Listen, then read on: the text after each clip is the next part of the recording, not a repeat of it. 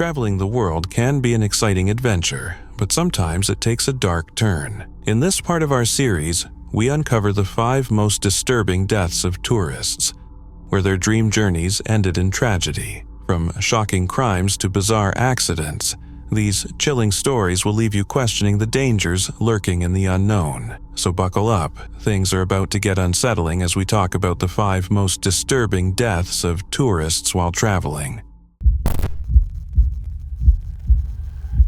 Michael and Thelma King weren't casual vacationers who stopped by St. Martin for a fleeting escape. They were deeply connected to the island, treating it not just as a destination, but as a second home. Hailing from Mount Pleasant, South Carolina, just outside Charleston, the Kings were in their 50s and had built a successful career in the restaurant business.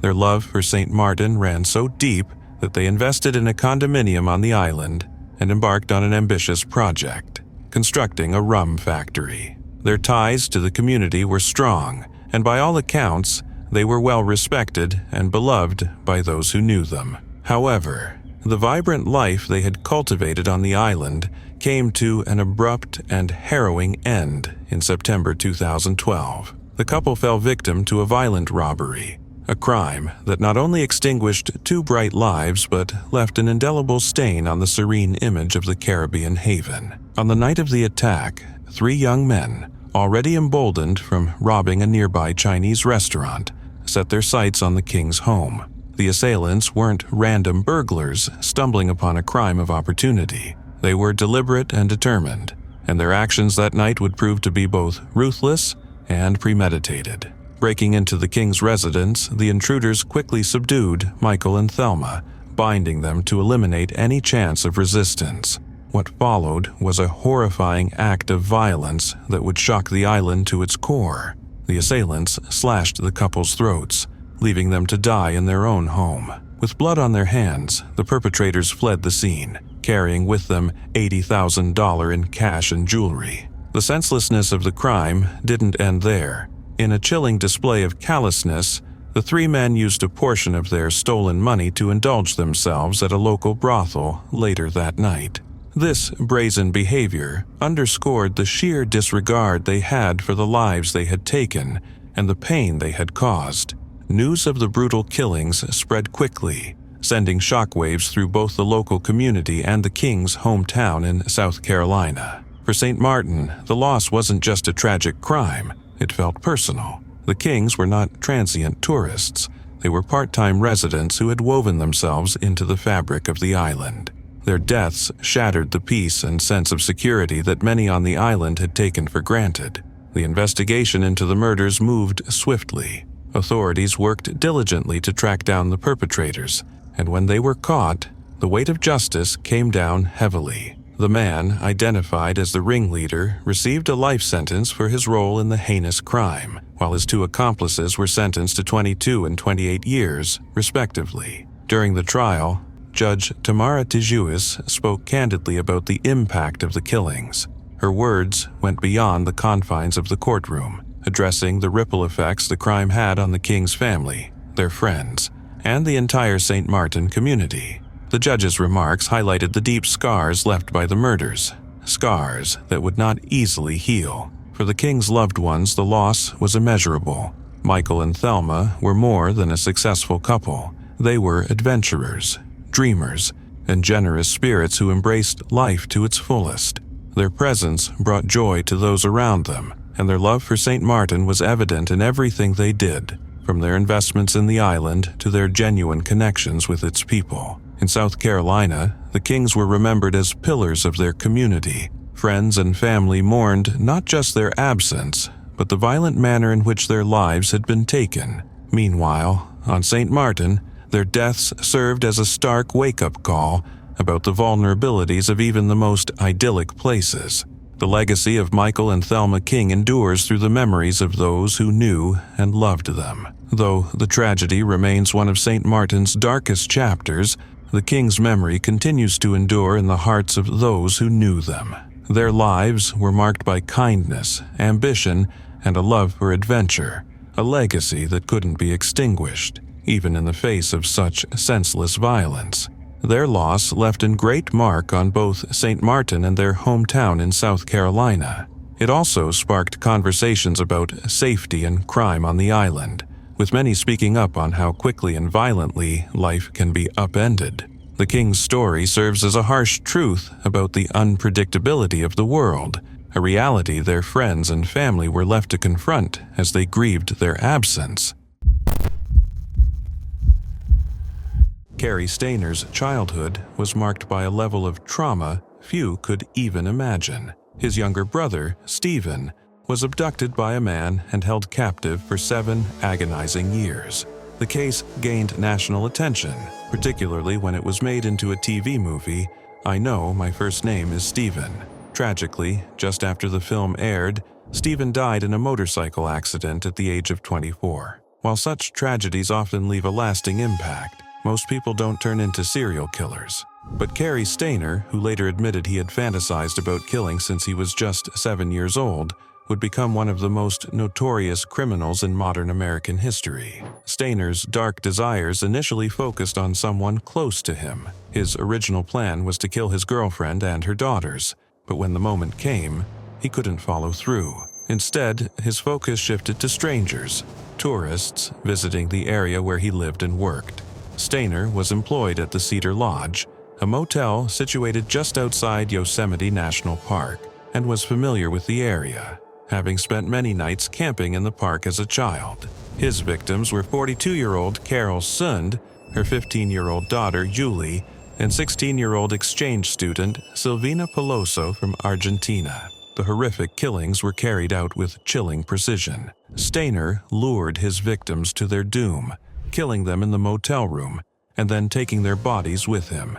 Carol and Silvina were placed in the trunk of their rental car, which Stainer set on fire to destroy evidence. Julie's body was discarded elsewhere, but Stainer was determined to taunt the authorities. In a letter to the FBI, he included a map pointing to where Julie's body had been dumped, along with a cryptic message. "We had fun with this one." His arrogance didn't end there. He also dropped Carl Sund's wallet in Modesto, a city 80 miles away, in a deliberate attempt to confuse law enforcement and throw them off his trail. Despite the brutality of the triple murder, Stainer continued his daily life, working at the Cedar Lodge without arousing suspicion. But his bloodlust didn't subside. It boiled up again in July 1999 when he encountered Joy Armstrong, a 26-year-old naturalist working for the Yosemite Institute. Armstrong lived alone in a secluded cabin, making her an easy target. Stainer, driven by his compulsion, attacked her and decapitated her body in a frenzied rage. It wasn't until a witness spotted Stainer's truck near Armstrong's cabin that investigators started to piece together the truth. With the authorities closing in, Stainer was eventually arrested, and he confessed to the murders. His detailed admissions included gruesome accounts of the killings, which further chilled the community and shocked the nation. Stainer was convicted of all 4 murders: Carol, Silvina, Julie, and Joy, and sentenced to death. As of today, Carrie Stainer remains on California's death row, serving a life sentence that reflects the sheer horror of his actions. His case continues to be a reminder of the depths to which a person can fall, even when they've endured tragic events in their past. Stainer's killings were senseless, driven by a dark, overpowering urge to kill. His story is one of loss, violence, and the unimaginable consequences of a broken mind. It serves as a chilling reminder that some people, no matter their background, can be consumed by darkness in ways we can't begin to comprehend. Sarah Cusac, a 29-year-old from Savannah, Georgia, was just beginning what should have been the happiest chapter of her life. She had arrived in Puerto Rico for her wedding, eager to marry the love of her life and start a family. 5 months pregnant, she felt a rush of joy and excitement as she set off for a morning jog near the city of Fajardo in February 2009. The island's warm breeze and breathtaking scenery were a far cry from the pain that would soon unfold. It didn't take long for Sarah's life to be ripped from her in a horrifying and senseless act of violence. As she jogged along the road, Eliezer Marquez Navedo, a 36-year-old man with no apparent motive, appeared and grabbed Sarah off the street. He forced her into the trunk of his car, her pleas for help unheard by anyone nearby. Despite the shocking nature of the attack, Sarah remained calm enough to think clearly. Inside the trunk of the car, she managed to dial her fiancé, delivering a chilling message that would haunt him forever. "I'm going to die." She also offered a brief description of the vehicle, trying to give authorities the information they would need to track her down. The phone call provided the crucial clue. Authorities quickly triangulated the cell phone signal and traced it to Marquez, who had already been flagged as a suspect. Police responded swiftly, locating the car and arresting Marquez before he could go any further. When they took him into custody, he was covered in blood, but it was clear the damage had already been done. An hour after Sarah's desperate phone call, her body was found. The horror of what had transpired was revealed in the most gruesome way. Sarah had been brutally murdered, her throat slashed in a violent attack that left her lifeless. Her fiancé, still reeling from the news, would never have the chance to see her again. Despite her efforts to alert authorities and give them the necessary details, it was too late. Marquez, who later claimed he wasn't aware that Sarah was pregnant, confessed to the crime. He admitted to kidnapping, assaulting, and ultimately killing her, but couldn't offer any plausible reason for his brutal actions. The attack appeared to be completely random, with no discernible motive to explain such an appalling act. It was an unfathomable tragedy that shattered a family, left a community in disbelief, and devastated a fiancé who had been eagerly awaiting her return. The senselessness of the crime made it all the more heartbreaking, as no one could understand why Sarah was chosen as the victim of such cruelty. Marquez was convicted of kidnapping, rape, and first-degree murder, and the court sentenced him to a staggering 105 years in prison. Yet, despite the severity of the sentence, it seemed like no amount of punishment could ever bring justice to Sarah, or bring her family any peace.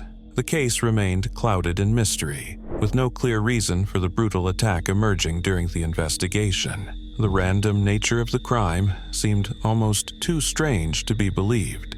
Some have suggested that Marquez might have seen Sarah as an easy target while she was alone, but the facts surrounding the case remain shrouded in uncertainty. For her family, the loss of Sarah was an unimaginable blow. She had been a loving daughter, a devoted fiancée, and an excited soon-to-be mother.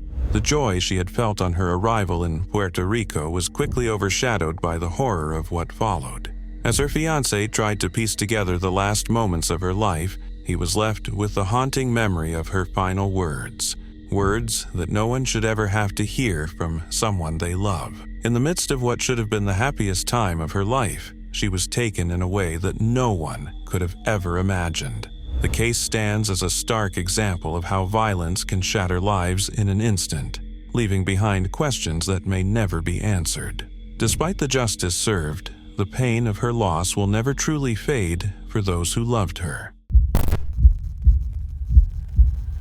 In August 2011, French tourists Cassandre Bouvier, 29, and Huria Mumni, 23, set off on a hiking adventure in Argentina's Quebrada de San Lorenzo, a nature preserve near Salta, in the northern part of the country. Their trip, however, would end tragically, as the two women never returned. After 2 weeks of uncertainty, their bodies were discovered, both having been subjected to unspeakable violence, raped, and then shot to death. Although the case didn't gain much coverage in English-language media, it sparked strong reactions in both Argentina and France. As the investigation unfolded, 7 people were arrested as potential suspects. The case quickly gained high-profile attention, with a dramatic reenactment of the crime taking place to help clarify the sequence of events. The following year, the trial brought over 200 witnesses to testify, as the court worked to unravel the details and identify the individuals responsible for the shocking murders. The legal proceedings captured the public's attention as authorities sought justice for the victims and their families. For Cassandre Bouvier's family, the tragedy was doubly devastating. Her father, in an interview with the Buenos Aires Herald, spoke candidly about the torment of seeing his daughter's lifeless body in the morgue. Despite the overwhelming grief, he did not harbor ill will toward Argentina. He acknowledged the country's lower crime rate compared to many others, stating that Cassandre was well aware of the risks involved in traveling, but that she had chosen to explore the beauty of the country regardless. His perspective on the situation reflected a sense of understanding and a desire to avoid holding the entire nation accountable for the actions of the few responsible for such heinous violence. The emotional weight of the case was not just felt by the Bouvier family but also by both the Argentinian and French public. The brutality of the crimes led to calls for justice, but also for deeper reflection on the safety of tourists and the challenges in securing remote areas. For a long time, it remained a source of grief and national conversation in both countries. This serial killer earned a chilling reputation with multiple nicknames, including the Serpent, the Bikini Killer, and the Proofreader. His monikers reflected both his ability to slip through authorities' fingers like a snake and the unsettling nature of his crimes. One name was a reference to the bikini left behind by one of his victims, and another connected to his tendency to meticulously review the details of his killings, almost as if proofreading his work. Between the mid-1970s and the early 1980s, this killer targeted Western tourists on the infamous Hippie Trail across Asia. His modus operandi involved drugging his victims, robbing them, and then taking their lives in cold blood. He didn't have a consistent method for how he ended his victims' lives, though one of the more notorious killings involved drowning a woman in a bathtub. His calm and calculated approach made him all the more terrifying, and the international nature of his crimes led to a global hunt for him. After a spree of murders across multiple countries, he was finally apprehended and placed in Indian custody in 1986. But what followed was nothing short of extraordinary.